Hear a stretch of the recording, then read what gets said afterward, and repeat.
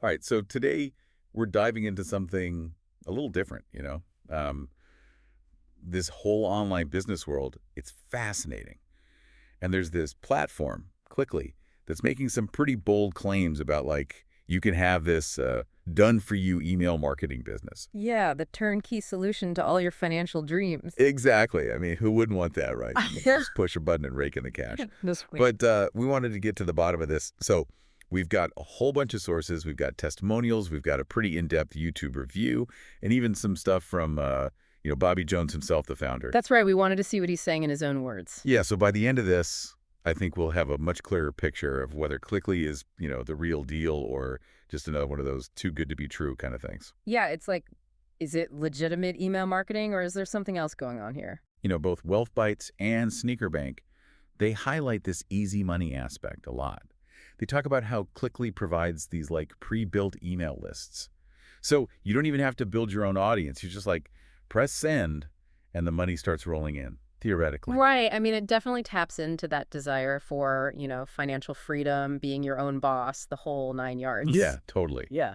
But then when you start looking closer, like in that Wealth Bites review, some red flags start to pop up. Yeah, like, for example, the whole thing about sending emails to these pre-built lists, that immediately set off alarm bells for me. Why is that? Well, because, anyone who understands even basic email marketing ethics knows that consent is key, right? You can't just blast out messages to people who haven't explicitly opted in. That's not marketing. That's spamming, plain and simple. Oh, that's a good point, yeah. I hadn't really thought about it like that. It makes you wonder, where are these lists even coming from? Right, like who are these people and how did they end up on a Clickly list? And on top of that, WealthBytes also found that the Clickly website has like a copyright date from 2021 and some links that just lead to dead ends. Like, is this whole thing even a legitimate operation? It's a little sketchy. And then there's Bobby Jones himself. Oh, yeah, the man behind the curtain. Right, like the promotional material shows him living this lavish lifestyle, private jets, fancy cars, the whole shebang. Yeah. But when you try to find any, like, verifiable information about his background or his previous business success, good luck. It's like trying to find a needle in a haystack. Exactly. So it all starts to feel a little smoke and mirrors. You know what I mean? Definitely. So if it's not about legitimate email marketing, what is Clickly really about? That's the million-dollar question, isn't it? Well, WealthBytes dug into that too, and what they found is a system that seems to prioritize spamming over, actual genuine marketing. They describe this credit system where users get a limited number of emails they can send. Oh, so you can't just send unlimited emails. Apparently not. And they're constantly encouraged to buy more credits to reach a bigger audience. But get this, WealthBytes found that the open rates for Clickly emails are less than 1%. That's incredibly low. Wow, less than 1%. So basically nobody's even seeing those emails. Pretty much. It's a clear indication that those emails are ending up in spam folders, which, not only is annoying for people, but it can actually be harmful in the long run. Harmful. How so? Well, think about it. Getting flagged as spam can damage your sender reputation, which can affect your ability to send emails in the future. Like, even if you eventually move on from Clickly and try to do legitimate email marketing, you might be starting off on the wrong foot because your emails are already associated with spam. Oh, wow. So it's not just about getting a few junk emails. It's like it can actually mess up your whole email game. Exactly, and that's what's so concerning. Clickly is potentially harming their members' ability to succeed in the long run, all while profiting from this, spam-heavy system. So who's actually benefiting from all of this? Is Cliqly making money off of these spam campaigns, or is there more to it? Because, I mean, if nobody's opening the emails, how are they making money? That's where things get really interesting. Wealth Bites makes a compelling argument that Clickly's main profit center might not be email marketing success at all, but their affiliate program. Wait, what? So the money's in recruitment, not in the actual marketing. It seems that way. Think about it. Members are heavily encouraged to recruit new members, right? And Clickly makes money from those sign-up fees and, as we talked about, those credit purchases. So whether those emails are actually converting into sales or even being seen by real people, they're still generating revenue from the constant influx of new members and those credit purchases. Oh, wow. So instead of focusing on, like, building a sustainable business based on email marketing, it's more about just getting more and more people into the system. Yeah, that's the impression I'm getting. And, that structure starts to look a lot like what we see in multi-level marketing schemes or Wow. MLMs, where the focus is on constantly expanding the network, Huh. not necessarily on providing a valuable product or service. Okay, so we've got this picture emerging of Cliqly promising easy money through email marketing, but like maybe relying on some shady spamming tactics and a recruitment-driven model. But what about the people who actually buy into all this? Are there any real stories that back this up? Oh, there are, and they're not pretty. We've got the Cliqly Notes document and a bunch of Trustpilot reviews, and those paint a very different picture from the, shiny marketing stuff. We're seeing reports of members not getting paid, a total lack of support from Cliqly, and this huge disconnect between what they were promised and what they're actually experiencing. That's rough. It's easy to get caught up in the hype, the dream of financial freedom. But these are real people, real families, who put their trust and their money into this and are getting burned. Exactly. It's a stark reminder that those flashy promises don't always reflect the reality.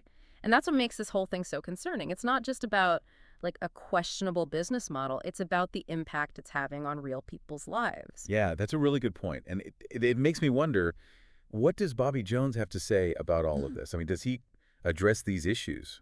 Well, luckily, we've got some insight. They managed to capture some of his weekly meetings with Clickly members. Oh, interesting. So what's he saying? Well, what's striking is how much he tries to downplay the issues that members are reporting.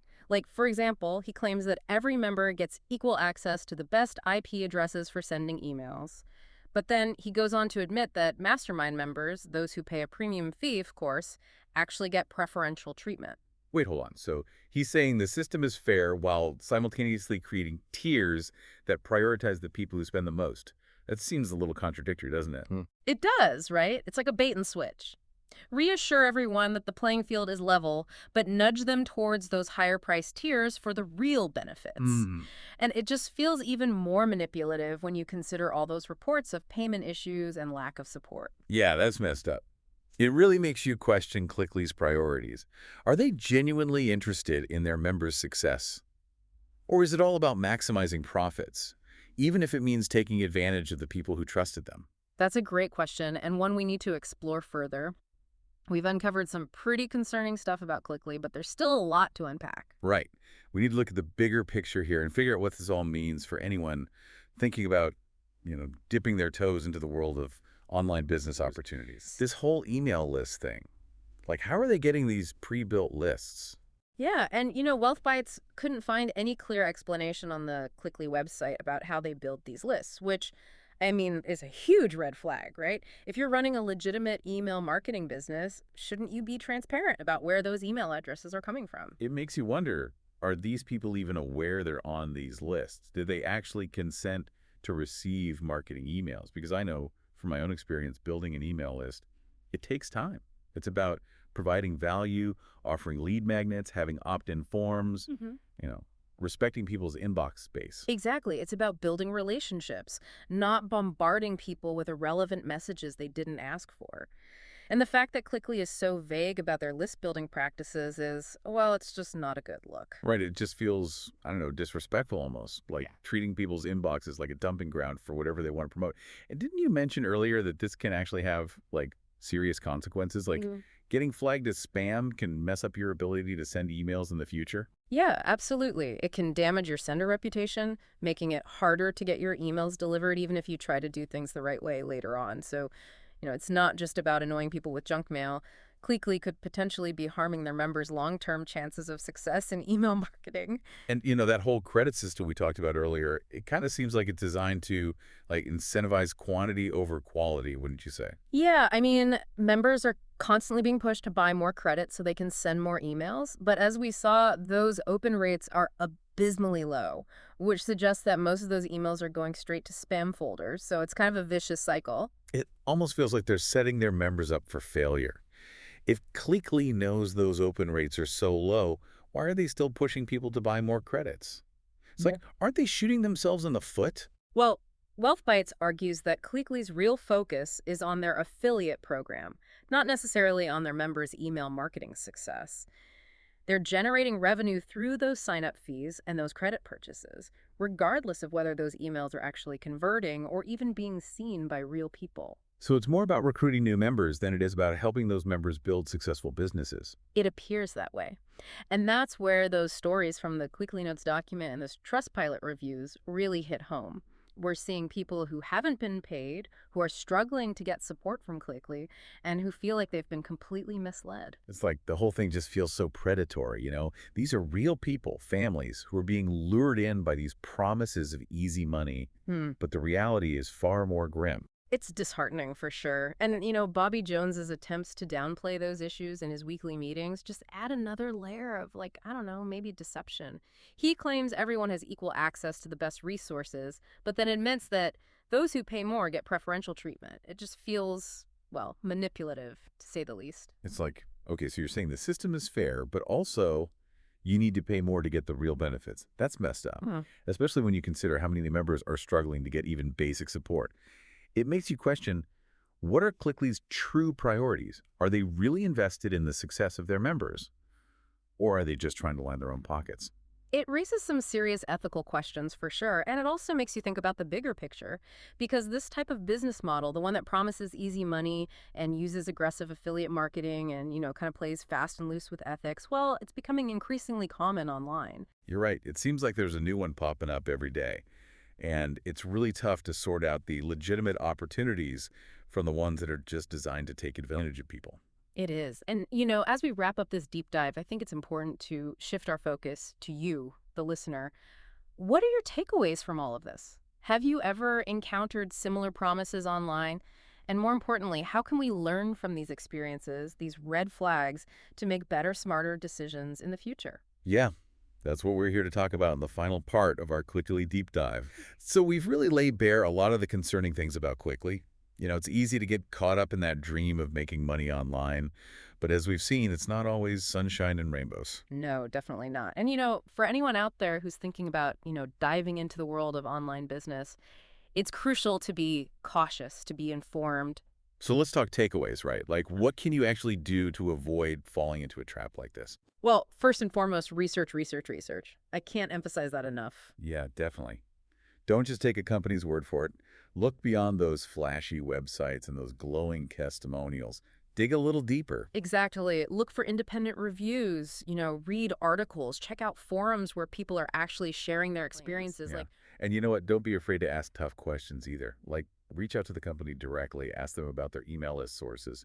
Ask them about their policies. Anything that seems vague or concerning. Exactly. If they're dodging your questions or being dismissive, that's a major red flag. Huge red flag. Because a legitimate business should be transparent. They should be willing to address your concerns. Exactly. And, if they're pushing those get-rich-quick schemes or promising like passive income with minimal effort, be very skeptical. Building a sustainable online business takes work. Yeah, real work. Mhm. And it takes dedication and, a commitment to actually doing things the right way. And building real value, not just chasing shortcuts or, exploiting loopholes in the system. It's about doing things the right way, building a real sustainable business. And that's not what we saw with Cliqly, right? Right. I mean, they dangled that easy money carrot. But for a lot of people, the reality was far from easy. No, not at all. Those Trustpilot reviews, those were heartbreaking. People investing their savings, their hopes, and just getting burned.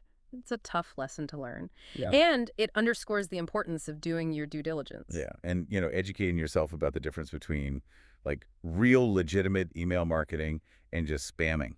Exactly. Building an email list takes time. It's about creating valuable content. It's about offering lead magnets. It's about having those opt-in forms, respecting people's inboxes. You're building relationships, not just blasting out random messages to anyone you can get your hands on. Right. And, at the end of the day, trust your gut. Yeah, that's important.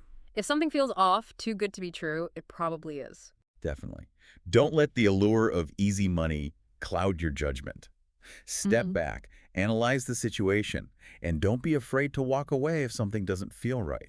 You know, Building a successful online business is possible, Absolutely. but it takes effort, it takes integrity, and it takes a genuine desire to create value, to actually Yeah. help people. Right. Don't let the bad actors out there discourage you. Exactly. Just approach those opportunities with, a little bit of wisdom and discernment. And not That's a wrap on Cliqly, folks. Hopefully, we've given you some things to think about, some tools to protect yourself. Absolutely. And remember, if it sounds too good to be true, it probably is. Until next time, keep learning, keep questioning, and keep those critical thinking skills sharp. And don't forget to hit that subscribe button so you don't miss our next deep dive into the wild world of online business. We'll see you then.